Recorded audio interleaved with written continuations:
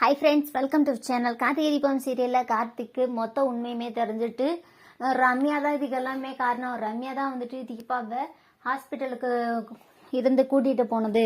தீபா தான் வந்துட்டு அந்த போலீஸ் சாமியார்னு தெரியாமல் ரம்யாவுடைய வலையில சிக்கியிருக்காங்க அப்படின்ற விஷயம் எல்லாத்தையுமே வந்துட்டு நம்ம கார்த்திக் தெரிஞ்சுக்கிறாரு. இதை தெரிஞ்சுக்கிட்டதோட விடாமல் இந்த ரம்யாவை எப்படியாச்சும் தீபா முன்னாடி கெட்டவன்னு சொல்லி ப்ரூஃப் பண்ணி ஆகணும். இந்த ரம்யா வந்துட்டு இவ்வளோ மோசமான ஆளாக இருப்பான்னு சொல்லி நான் நினைக்கவே இல்லை அப்படின்னு சொல்லி நம்ம கார்த்திக் வந்துட்டு பயங்கரமாக டென்ஷன் ஆகிட்டு இருக்காரு. இந்த விஷயத்த பற்றிட்டு நம்ம ராஜா கிட்டையும் கூப்பிட்டு சொன்ன உடனே ராஜா என்ன சொல்கிறாரு அப்படின்னு பார்த்தீங்கன்னா, என்ன சொல்கிற மாப்பிள்ள, இப்படி ஒரு மோசமான ஆளா? ஆமாம், நானும் பார்த்தேன். ஆனால் இவ இந்த அளவுக்கு மோசமாக இருப்பாங்கன்னு நான் நினைக்கவே இல்லை. முதல்ல அப்பனா நம்ம இது தீபா சிஸ்டர்கிட்ட சொல்லிடலாமே அப்படின்னு சொல்லி கேட்குறாங்க. இல்லை, இங்கே தான் நம்ம தப்பு பண்ணுறோம். தீபா கிட்ட இதை பற்றி சொல்லவே கூடாது. தீபா கிட்ட நம்ம சொல்கிறோம் அப்படின்னா அதுக்கு ஆதாரம் வேணும் அப்படின்னு சொல்லி சொல்கிறாங்க. இதை கேட்டவுடனே ராஜா வந்துட்டு, மாப்பிள்ள, இந்த விஷயத்த நீ என்கிட்ட விட்டுரு. எப்படி அந்த ரம்யாவை தானே வந்து வழியக்க முன் வந்து கார்த்திக் கிட்ட நான் வந்துட்டு தீபா கிட்ட உண்மையை சொல்ல வைக்கிறேன்னு மட்டும் பாரு அப்படின்னு சொல்லிட்டு கார்த்திக் கிட்ட சொல்கிறாரு. உடனே கார்த்திக் சொல்கிறாரு, வேணாம், நீ எதனாச்சும் பண்ணி பெரிய ப்ராப்ளம் ஆகிடும்.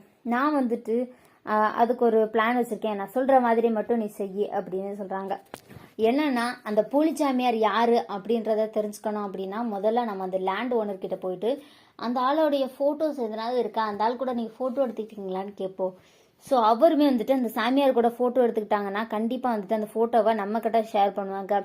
அதை வச்சு நம்ம ஈஸியாக கண்டுபிடிச்சிடலாம். அதனால வந்துட்டு இப்போ வந்து நம்ம நேராக எங்கே போகிறோம் அப்படின்னு பார்த்தீங்கன்னா அந்த போலிச்சாமியார் இருந்த இடத்துக்கு போகிறோம், லேண்ட் ஓனர்கிட்ட பேசுகிறோம் அப்படின்னு சொல்கிறாங்க. இதுவும் கரெக்டு தான், நல்ல ஐடியா தான். இப்போவே நம்ம போகலாம் அந்த லேண்ட் ஓனர்கிட்ட அப்படின்னு சொல்லிட்டு நேராக வந்து பார்த்தீங்கன்னா கிளம்பி போகிறாங்க.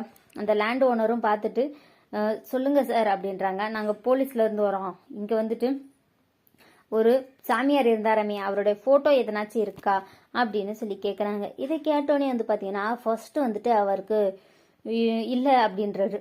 நீ மட்டும் இப்போ உண்மையை சொல்லலைன்னா உன்னை நான் என்ன பண்ணுவேன்னு எனக்கே தெரியாது அப்படின்னு சொல்கிறாங்க. இல்லை இல்லை, இப்போவே நான் வந்துட்டு உண்மையை சொல்லிடுறேன், இந்தாங்க அவருடைய ஃபோட்டோ என்கிட்ட இருக்கு அப்படின்னு சொல்கிறாங்க. சரின்னு சொல்லி அந்த ஃபோட்டோ பார்த்தேன்னா பயங்கர ஷாக். மாப்பிள்ள, இந்த ஆளை நான் எங்கேயோ பார்த்துருக்கேனே அப்படின்னு சொல்லிட்டு ராஜா சொல்கிறாரு. எங்கே பார்த்துருக்கேன் இந்த ஆளை? இந்த ஆள் கூட தான் நம்ம போலீஸ் ஸ்டேஷனில் சண்டை போட்டோம். அப்போ கூட அந்த ரம்யா வந்து அவங்கள கூட்டிகிட்டு போனாங்களே, அதுக்கப்புறம் ரம்யா ஏன் வீட்டுக்கு வந்தாங்க. அப்போது ரம்யா என்ன தேடி வராங்கன்னா அவங்க ஏதோ மாப்பிள்ள அப்போ அந்த கட்டப்பைக்கில் தான் ஏதோ